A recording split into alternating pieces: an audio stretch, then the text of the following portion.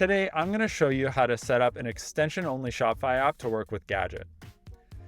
I will note that these instructions only apply if you've created your Shopify Partners app through the CLI. If you've created your Partners app manually and already set up a connection to Gadget and just want to add extensions to an existing app, you don't need to follow those steps. Instead, check out our pre-purchase checkout extension tutorial. I'll add the link in the video description, and that will walk through setting up a extension app to work with an already existing Gadget application. Thanks. Enjoy the video. I'm going to start by creating an extension-only Shopify CLI app. Just yarn create Shopify app. I'm just going to accept whatever default name the CLI suggests. Efficient Venture App sounds good to me. Now I have two options here. I can either start with Remix, which gives me a Remix template I can use to build embedded apps, or I can start by adding my first extension. I'm going to use Gadget to manage my embedded app, so I do not want to use Remix. I'm just going to do the extension-only app template. And the CLI will take a bit of time, doesn't take too long, to spin up a fresh app for me. And once this is done, I'll open it up in VS Code and we can take a look at the default template. There we go, pretty quick. I'll just change directory to get into this app here. And let's go over to VS Code and open it up. Efficient Venture app, there we go. Perfect. So like I said before, it's a pretty minimal template, just a couple of configuration files to start. We will need to make changes to the Shopify app toml eventually, but I'm not going to touch that quite yet. Let's go ahead and generate our first extension. So I can go yarn generate extension. Remember that I've already changed directory into my app, so this will work. I'm going to select a partners organization. You may or may not see this if you're only part of one organization. And I am going to go ahead and create a new Shopify app. This will be a new partners app through the CLI. I'm going to give it the same name, Efficient Venture App.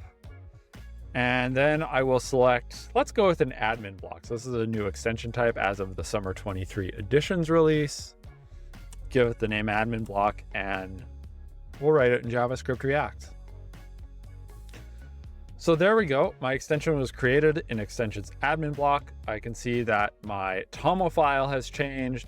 If I were building an app that doesn't require an embedded admin front end, this is where I would manage all of my scopes, my app or redirect URLs, API version, etc. There's a whole list of configuration that you can add to this file. And my extension, as you can see, is an extensions admin block source. So this is the toml file and source code for my admin extension. So that's great. Let's test it out to make sure it works. I will just go yarn dev. I'm going to go ahead and select one of my stores. And let's open up this dev console. I'm going to select the app home link first, just to make sure that the app actually installs properly on the store. So install app. Okay, perfect. Now let's go back here. Nope, want my dev console. There it is. I'll select the extension link, pop that in, and perfect. So we're brought to one of my products, a snowboard. And if I scroll all the way down to the bottom, I see that this is my admin block extension. So my extension is working. That's fantastic. I am going to go ahead and stop my running extension for a minute. Now I'm going to flip back to the toml really quickly. When you're building an app-only extension, as I mentioned before, this shopify.app.toml in the project root is how you manage your scopes. For my app, I want Gadget to be able to manage and install my scopes for me. So I want to allow the kind of legacy or Shopify OAuth way of scope management. And there is a special flag I need to put in this file in order to enable that. So I'm going to go to the Shopify docs. It's their app configuration docs for the CLI. And if I go to the reference, there's this use legacy install flow, which just turns on or off the OAuth flow for managing installs. I'm going to go ahead and add this under the Access Scopes section of my TOML file, set it to true. And then I actually need to push this configuration to my partner's app. So there's this command, Shopify app config push, that I'm going to want to run. So I'll just copy that. And I'll go yarn paste Shopify app config push. Gives me a preview of the diff. So I want to use legacy install flow, confirm the changes, and that is great. So that push is made. Now I can go ahead and get set up on Gadget. So I'm going to go ahead and create a new Gadget app. I'm going to select the Shopify app template. I'll just call it my admin extension app. Perfect. I'm going to go ahead and set up my Shopify connection first. So click connect to Shopify. If I go to my partner's dashboard, you see Efficient Venture app has already been created for me.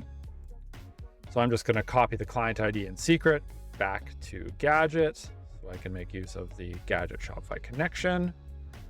Here, I select what Shopify API scopes and data models I want to use for my app.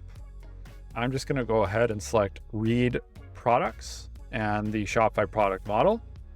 And I will confirm that.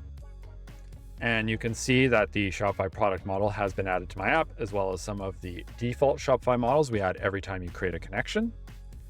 Next, I will copy my app URL and redirection URL back to the partner's dashboard. So I'll just paste over this app URL. Oh, wrong tab there. Let's do the redirection URL and save. And that's perfect. And now, just because my scopes have changed, I've selected that product scope. I'm actually just going to reinstall just through the partner's dashboard on the same store, test with sample data. And you can see it's an update app button now. So we do need to update that app. And instead of getting that, not found page, now we can see that we get an embedded admin app in Shopify, which is fantastic. Our developer console is currently disconnected because I stopped the app from running. So if I go yarn dev, this will restart my CLI app that houses my extension. Go ahead and open this back up. Now I'm just going to copy this extension URL, paste it in here, and we should see, we've got our admin extension running. So that's fantastic. So now I'm set up. I've got an app in my partner's dashboard that is a home to an admin block extension, as well as my Efficient Venture app embedded admin. And I can go ahead and start actually building my application now for Shopify.